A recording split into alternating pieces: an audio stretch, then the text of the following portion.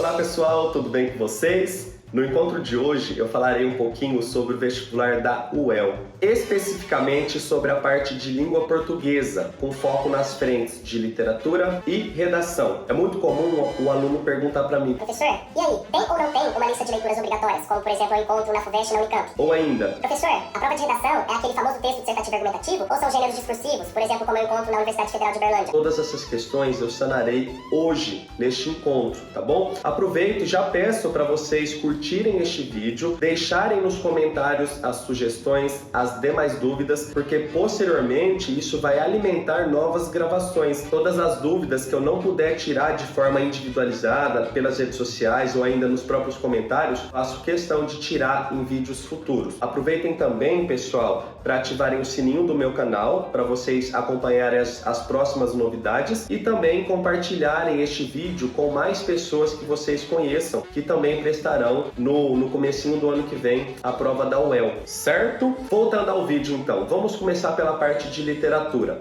Sim, a lista de leituras obrigatórias. 10 livros. Enquanto eu estiver enumerando cada um deles, o título do livro e também o nome do autor aparecerão aqui na tela para vocês pausarem, copiarem e darem sequência. Vamos para a primeira obra, Contos Novos, do Mário de Andrade. Ela já se encontra em domínio público, portanto vocês conseguem baixar em PDF de forma gratuita, certo? Livro 2, Quarto de Despejo, da famosa Carolina Maria de Jesus. Indico a versão da editora Ática, é justamente a que eu tenho, tá? Livro 3, Histórias que os Jornais Não Contam, do Moacir Sclia.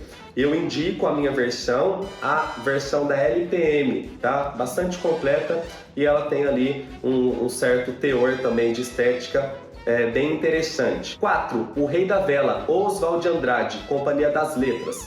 Certo? Indico esta versão desta editora. Quinto livro, O Seminarista, do Bernardo Guimarães, que já se encontra em domínio público, vocês encontram, portanto, em PDF gratuitamente. Sexta obra, a obra Niket, uma história de poligamia, da escritora africana Paulina Chiziane.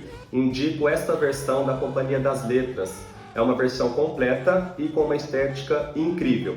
Torto Arado, do premiado Itamar Vieira Júnior, obra contemporânea fundamental para este vestibular e também para a vida. Indica a versão da editora Todavia. Livro 8, Melhores Poemas, do Fernando Pessoa. Indica a versão da editora Global. Livro 9, Chove Sobre Minha Infância, do Miguel Sanches Neto. Indica a versão da editora Record. E o livro 10, para nós finalizarmos esta lista, Cartas Chilenas, Tomás Antônio Gonzaga, que já se encontra em domínio público, portanto vocês encontram também de forma gratuita, certo? Voltamos então para a tão esperada parte da redação, tá? É o grande bicho de sete cabeças dos grandes vestibulares, justamente porque os vestibulares conferem muita nota para a redação. Ainda bem, vocês que são estudiosos, que praticam bastante redação, tendem a se dar muito bem durante essas avaliações. Sem delongas, vamos pensar que não é o famoso texto dissertativo argumentativo. Embora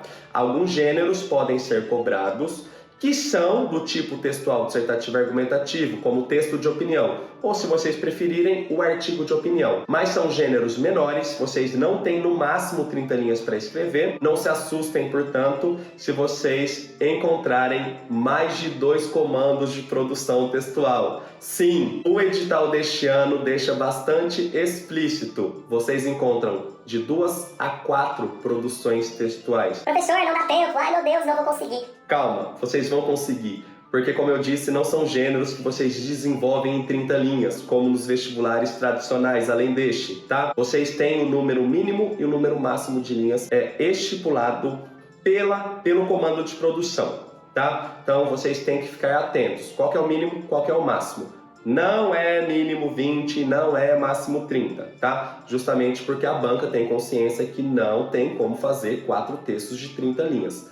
tá? Vocês podem ser convidados a narrar, vocês podem ser convidados a dissertar, vocês podem ser convidados a analisar e resumir. São várias competências que são cobradas, não somente de caráter dissertativo e argumentativo. Para ficar mais claro, eu trouxe de 2020 até 2022, portanto as últimas 3 versões, alguns exemplos de cobranças para vocês se aterem a eles e não serem pegos de surpresa. Vamos lá então?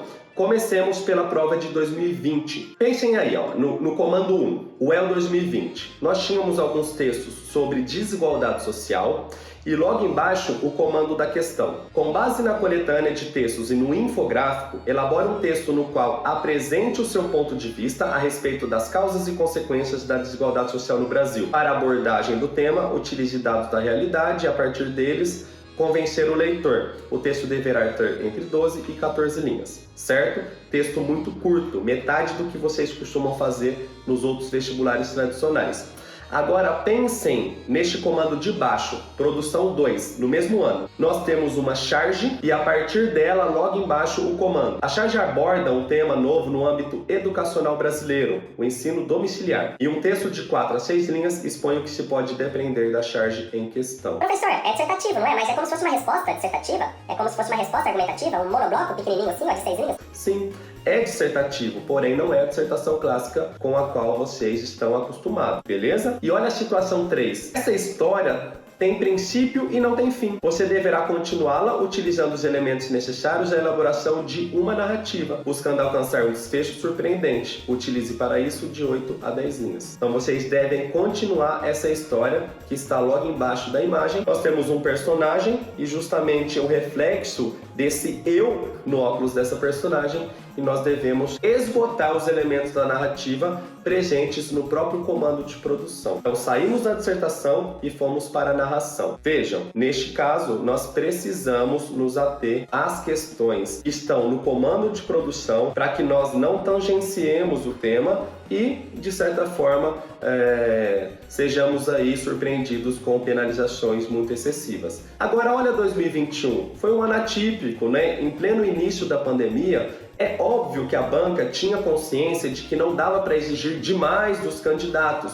e, de repente, eles cobraram apenas este comando, que é muito semelhante ao comando dos textos dissertativos que vocês encontram em outros vestibulares tradicionais, como a Unesp, por exemplo, com a diferença de que são no mínimo 20 e no máximo 25 linhas, e não as famosas 30 linhas com as quais vocês estão acostumados. Olha o EL 2021. Com base nos textos, escreva um dissertativo argumentativo no qual discuta as razões que levam as pessoas a propositalmente transgredir as medidas de enfrentamento do coronavírus. Então são as resistências que naquela época, né, nós estávamos enfrentando quanto às normas sanitárias para tentar conter o alastramento do vírus. Nesse sentido, era um tema que estava muito articulado com o momento brasileiro, bem como com o momento mundial. Quando chegamos no vestibular de 2022, nós voltamos à originalidade das propostas de redação da UEL. Várias situações às quais os candidatos deveriam, né, se ater de alguma forma para poder produzir textos de diferentes gêneros e diferentes tipos textuais. Vejam a prova de 2022. Analise a imagem a seguir. Proposta 1. A cena foi decapitada pelo imigrante, lavrador e fotógrafo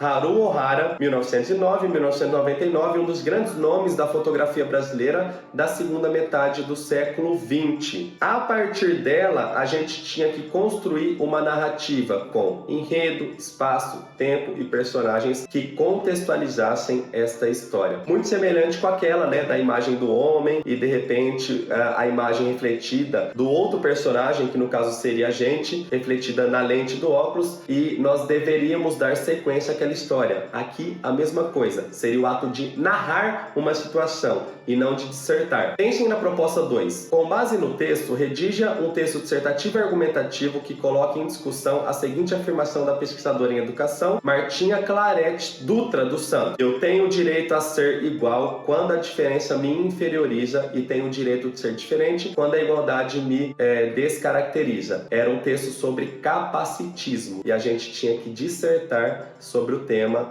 do capacitismo, preconceito contra pessoas PCDs. Vejam, uma dissertação, tá? Percebam, pessoal, então, que nós temos diferentes formas de abordagens. Recapitulando, neste ano, o edital é claro, de 2 a 4 propostas, tá? Vocês podem ser convidados a narrar, dissertar, analisar, resumir, etc. Não é apenas um tipo textual, não é apenas um gênero. Vocês serão cobrados de formas diferentes com as quais vocês estão acostumados nos vestibulares tradicionais paulistas ou ainda na nossa grande prova, que é a prova do Enem, que é a dissertação clássica. Certo, pessoal? Espero que eu tenha ajudado de alguma forma, tá? Não esqueçam de ativar o sininho, não esqueçam de dar like no vídeo, de deixar os comentários, de sugerir novas gravações e ainda de compartilhar com amigos e familiares e colegas de sala. Vamos fazer esse vídeo circular aqui no YouTube, certo, pessoal? Beijos, beijos e até a nossa próxima aula.